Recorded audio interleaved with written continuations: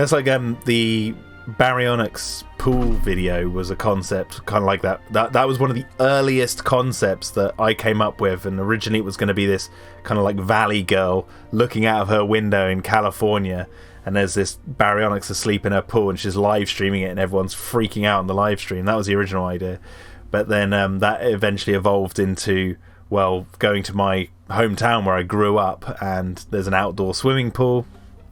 Like, I got my family and friends to turn up and just to stand there to fill, because that's one of the few videos where we have like extras, like loads of extras in the video, and to have this thing just asleep on the side of the pool. And obviously going there on the day to shoot, Sean Crowley, the guy who owns the pool, was so kind to just let us use it. He was like, I love weird shit, so let's do it. And then he's in the video wearing the grey hat, and he was like, what do you want to do? You want to mess up the pool? He's like, let's take these ropes off, let's just like tip these bins over. He was getting really into it. And then he said, like, this grass behind here, that looks really cool, doesn't it? And I said, there's a gap in that grass, it looks like it's just come straight through.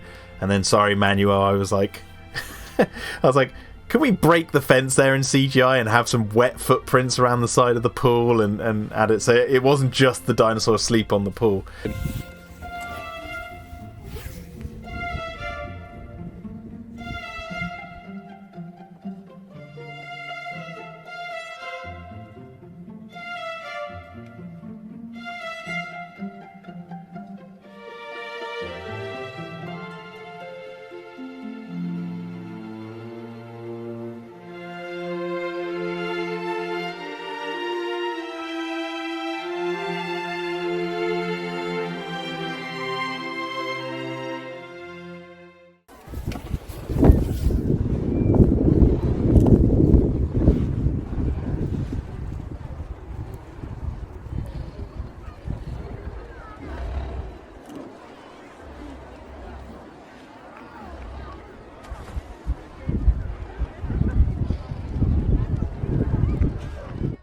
But yeah, that was one of those ones, like the kind of like the raptor lying down video. It's like to see this dinosaur in a calm setting rather than we're going to see it running around in another video. But yeah, it was just to have it calmed. Yeah, it adds a level of authenticity. I think that's one of the things I really liked about Dinotrackers. A lot of these, we had a lot of atypical scenarios with the dinosaurs, and it really helped them feel a lot more like animals. And I think that's something that is a really good juxtaposition to have against the more thrilling set pieces and these more naturalistic ones, because I think it sells the thrilling ones a little bit more once you believe these as real living animals. So for me, I really did kind of, even though we were behind the scenes, it still helped influence my experience with the movie and the designs. And, you know, like the baryonyx design really, really grew on me with your video by the pool. Yeah, I wanted to show you the baryonyx because we've seen it running around chasing people like a mad, crazy thing. But I was like, let's just have it just sitting there at the side of the pool, sleeping peacefully. But the danger is like knowing what that thing can do. If you've watched the movies, you've got this crowd around it, and with kids, because my daughter's in the video, and it's like, don't get too close because that thing could just wake up and go on a rampage at any second. Right. But yeah, like you were saying, Chris, the whole like animalistic side of it, us three here and everyone on our team, we grew up with the original film. Like, we grew up watching Jurassic when we were kids, the first one, and the whole thing that they were pushing with that movie and through a lot of the old, you know, the 90s was, you know, not portraying these things as monsters, portraying them as animals, and you know, they'll have their monstrous moments. They'll have their moments where they turn on you and, you know, things turn sour for the humans, and that's the fear factor there. But they have these little moments and touches, like the T-Rex eating the Gallimimus kind of thing, where it's like you just see them in there kind of doing their thing. And, you know, the movies have their moments, like the new movies have their moments of that, you know, but we really emphasised that with Dinotracker. And so kind of blowing our own trumpet here. But that was something that I tried to have in mind for all the animations, because it's really easy to make them look like monsters. But in the end, I tried with all the animations, tried to think like, what is the animal thinking? Why, if this animal is like 2 hours in this track, why this animal is going to be like pushing all the boundaries of the track or whatever. I always try like, come on, this animal should be like 2 hours here, so it should be exhausted. So maybe it's just wandering around and that's it. To your point, I think that's the Stiggy Moloch video in the trailer. I think is probably my favorite video. It's the most convincing. I mean, they're all excellent, but that one, that is my favorite piece that you've done. Like that, and Tim kind of had a cameo. He was talking there, and that was the audio. Everything was overlaid so perfectly. Down like the space with the animals, like vocalizations felt tangible. You know, everything worked very well in that very short thing for me. And like you said, the behavior, it was just kind of like bored, like trying to just get itself out of this trailer. Like I said, I loved all the videos, but that one just always stuck with me. There's also like, because Manuel, you would send, like, take the Stiggy truck one for example, you would send me that and that'd be silent, and so I'd like, okay, I've got to add the sound to this. Let's hope I can find Stiggy Moloch sounds that fit what it's doing.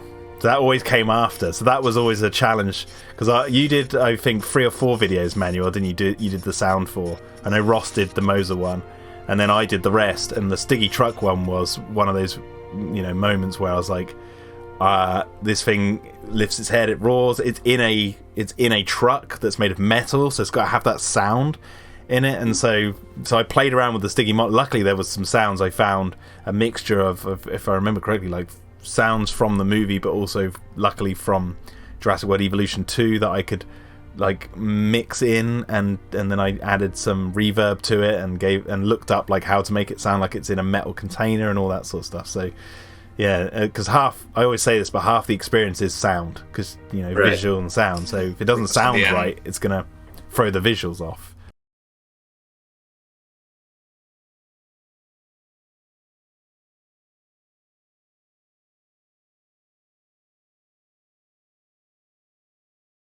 Check this out, this is so cool.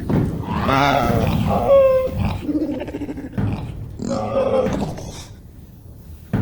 she's so cute. Half of the video is digital, so we had to add all the sounds there to make it real.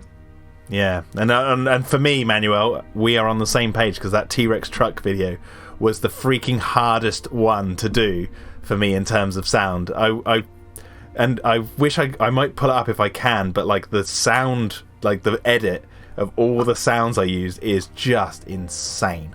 Just to get that to sound like the T-Rex is actually there, because I was listening to phone cameras and the way they record stuff, because I recorded it just on my, you know, on my phone, what is it? I don't even know. It's like an old iPhone, one of the really old generation ones, and I was listening to the way that records sound, and then I thought, but how would that pick up this 7-ton carnivore that bellows like the Jurassic Park T-Rex? Like, how would that pick up that sound? And so there was so much distortion in there, because I was listening to like people recording jets and stuff, and I was like, it would just be like the most loudest thing ever. But I don't want the video to come across as inaudible, like for people to listen to it. It needs to be like intimidating loud, sound like it's actually there, but also it's gonna have to like cross over into the bit of like unrealism, because if not, it's gonna be unlistenable and it's gonna be horrible to hear.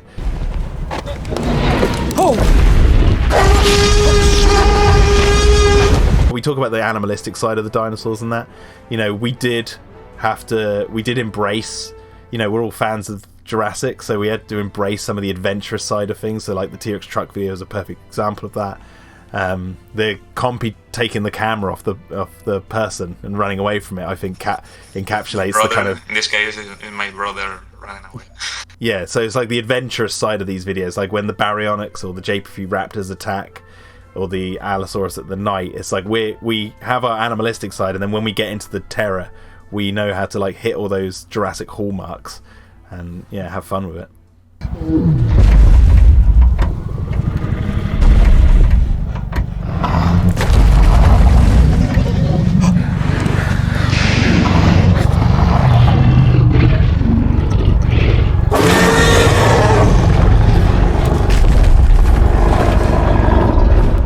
Well, we were looking for several locations But it all, that matched California or Oregon where this was going to take place.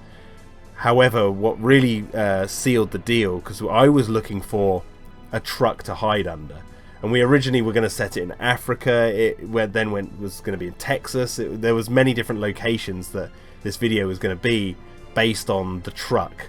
So there was a local wildlife park I got in contact with that have these like Land Rovers that are like zebra print, and they're tall enough. The main thing is to be tall enough to run and hide under. And so I contacted them, but then they got back to me after I had a phone call with the manager of the zoo, and they were saying how like there's a lot of legal stuff, that a lot of paperwork with taking this truck off site, and they said you'd have to hire a truck to drive that truck onto, to drive it to a different location, and you'd have to sign off a driver to drive that truck because you wouldn't be insured on it, and all this sort of stuff. And I went, you know what? I'll think around it. I'll think of another way to do this video. And then I remembered that our friend Luke Fairhead from school, Ross, his dad is a collector of American cars. He does up American vehicles. And I said to Luke, I was like, does your dad still own that monstrous truck that he had? And he was like, yeah, he's still got it. And I was like, brilliant. So I contacted Gilly, his dad, and asked him, and he was just like, yeah, sure, you can use it. We organised a day to come down. And this truck is so cool. It's like this old Chevy. It's beaten up. It's got like marks on it, and it's all camo printed. And it's got this like guard on the front that makes it look like it's a Jurassic vehicle. I think it looks like a hybrid between like the Ford Explorers from the first film and one of the InGen Hunter vehicles from the Lost World. That cross. Yeah, definitely has that vibe to it, doesn't it? Yeah, it was a stroke of luck as well, because also that we didn't do the Africa one, because then Colin kind of sort of poo-pooed like various T-Rex sightings. It was just like, no, there's only one T-Rex. Yeah, I originally was going to have it the Allosaurus. That was what it was going to be, the adult, because we hadn't used the adult Allosaurus in any of the sightings yet, and I was like, oh, it should be the adult Allosaurus. That'd be cool. But then when we knew we were going to have the American Chevy, I was like, well, we're in America, we've got to do the T-Rex. And I didn't want the T-Rex to only have its sighting in the Apatosaurus video. I feel like fans would want something a bit cooler with the T-Rex. And I knew it was a good opportunity to have the T-Rex be this like force to be reckoned with. And not so much the sort of air quotes hero that the fans have sort of come to know her as in these newer films, make her the sort of classic villain again. So yeah, we were looking for locations, and it just so happened that where Gilly's truck is at these garages, just behind the building where he works, is like, it's all sort of dry, arid dirt and like these trees that don't like it doesn't really look like the UK. It looks like it could be in Oregon. It's like that kind of climate. So I just asked him, like, could we just drive the truck around the back of the buildings and we'll be out of your way because the buildings are in the way and we can just shoot. So Sam, you drove up our way, and we met. I can't remember when did we shoot this. It was April? Yeah, April, I think, this year. It was really hot as well on that day. Yeah, really hot, and that helped because it was a really clear sky as well. So it was like, okay, it feels like we're in America.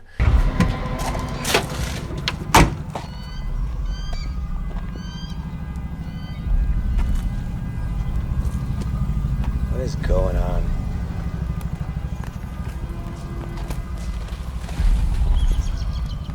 And then just so happened when Gilly took his truck round and we positioned it where we wanted it to be, and he said goodbye, right, have fun.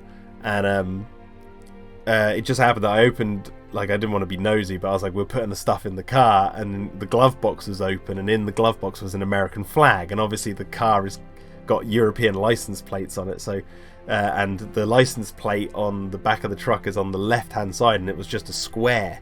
So I was like, oh, we can hang the American flag over the back of the truck and it will actually cover the license plate. So it was like one of them coincidences. Like, what do we do with this? Oh, this will do it. Like, it was just so convenient, that flag. Yeah. Action.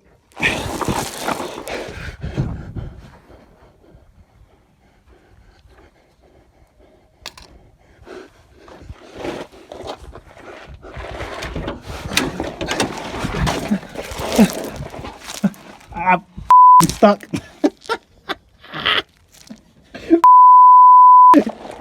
I need to move up the truck a little bit further because my back was... And Sam, we were just...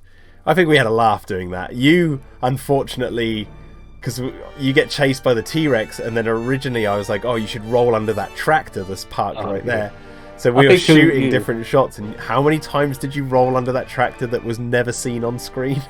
We had about 2 or 3 different scenarios, didn't we? We can play out like this, it can play out like that. Like the first one was almost similar to like Owen and the park worker, the Jurassic World worker, you know, where Owen hides under the truck and then the guy's sort of behind the other truck. But what was originally going to be is I come round, dive under the tractor that you see on the left, and you would be under the car, and we'd be kind of like, you know, both hiding from it. And like we did about 3 or 4, probably up to 5 takes of me running around that corner, sort of spinning around, seeing the Rex, and then just diving under the tractor. And that terrain there was just so uneven, so rocky. Well, it had lots of like deep tractor treads that they were dry, like they weren't wet, like dry tractor treads. So and they had like stones and pebbles sticking out of them as well. So it was like giant sandpaper. But running on it as well was another issue, because it was like every step I'm like, I'm going to break my ankle at some point. Action. Mark.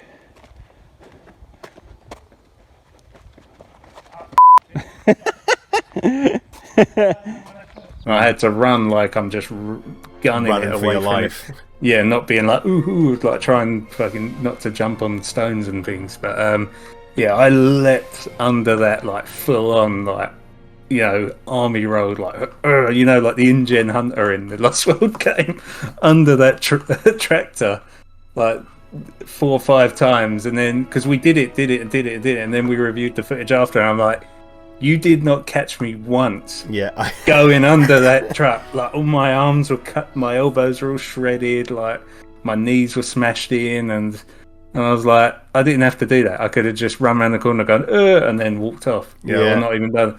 It was just like, and that's because, like, realistically, I was filming you, but then I was imagining the T-Rex behind you, and it's like, what would I do if I was filming and that happened? So I turned, but every time I turned, I turned too soon to you rolling. So I can only apologise for your knees. No, it's all part of the game. It got us in the mood.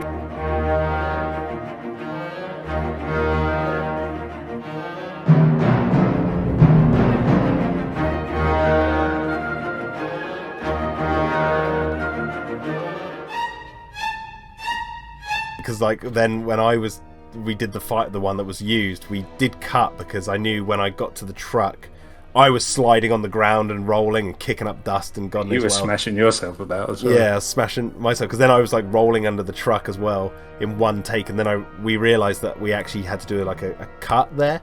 So luckily I filmed it so my knee comes up after I slide and hits the lens, so then I can add in a cut there. And then like film the unrealistic film myself looking up, because the original plan was to have the T-Rex head poke over the truck and look directly like eye to eye at me, and then I roll under the truck. And Manuel said he would have done that had given more time, but eventually it just went to sound design. Like I made it sound like it was right next to the truck roaring. But yeah, so rolling under that truck and then getting you to jump on it, Sam, to do the footsteps, and I was going now, or boom, boom, boom. Boom. Boom. Boom. I had to apologise to Manuel, because I was like, by making that truck move meant not only that he had to rotoscope the T-Rex to the movements of the truck, but he also had to match the footsteps of the T-Rex walking to when the truck wobbled. And we didn't think about it too much, Sam. We were just doing it on the day, thinking like, boom, wait a few seconds, boom, and it's like, well, but we're not thinking how fast is this thing moving. Like, you know, this is where some real movie magic happened on Manuel's part, because he managed to fit it perfectly.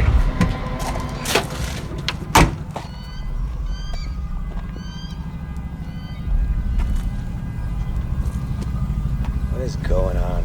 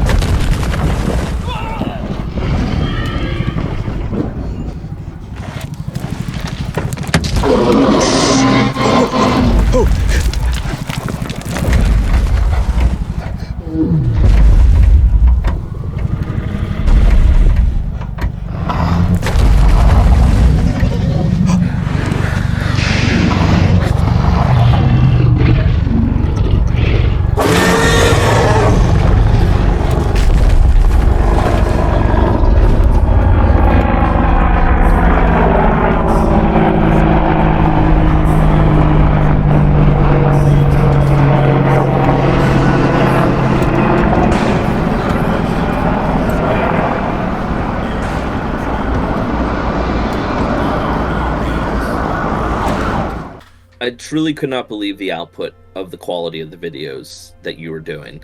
I was truly, worried. It was a daunting task. These movies have such incredible CGI, and we need to live in that world. And it's done by Industrial Light and Magic. They are the CG house. They are the guys. So yeah. And we didn't know if ILM or whatever company were doing more videos, because at that time we didn't know anything about the other stuff that other companies were working on. Yeah, exactly. And so it's one of those things, but man, you started showing us the videos, and I think collectively every single time our jaws just dropped. It was as soon as Manuel, we had a call together. It was Christmas, because I remember you had your Jurassic jumper on. I've still got the screenshot. I put it in the other video, but it was like you put the trike in the light on the road, and it was just a picture. And I was like, "Oh, we've got it in the bag." But that was thanks to ILM, giving us the models to use, so we didn't have to remodel everything from the ground up, which would have taken God knows how long. But they give us the trike. You put it in the road. You lit it just basic, just shoved it in there. And I saw that, and I breathed a sigh of relief. But I then started to worry about timing and how we're going to do all that sort of stuff. But I knew we could at least get the look down.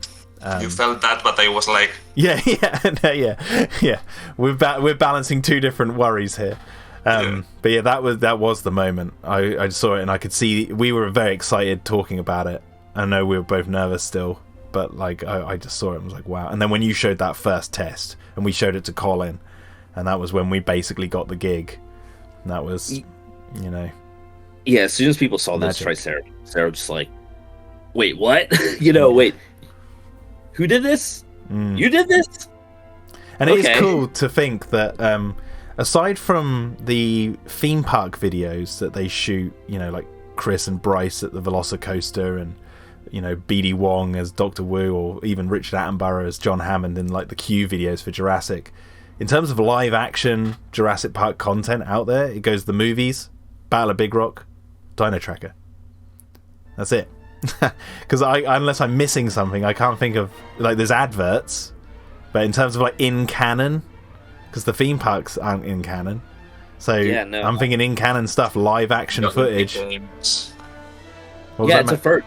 Yeah, and I also gotta say, I don't think I've seen any other movie do something like Dinotracker, and I don't think I've seen any other independent collective of studios, because it wasn't just us who worked on it, but I've never seen and not to pat ourselves too hard on the back, but Dinotracker I really think is a really unique animal in that regard. I think it's doing something that just you wouldn't expect, I guess, and I think it's pretty cool.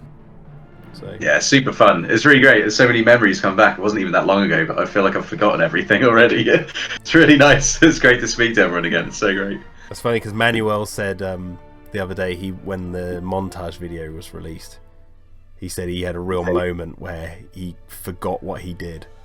And he was watching it as a fan, and he was like, I did all that. He's like, oh my god, because he says he said it happens to him all the time. He'll finish a project, and then 1, 2 or 3 months later, he watches or reads back whatever he's done, and he's just like, oh my god, what have I done? There's so much stuff here. So yeah, hats off to him.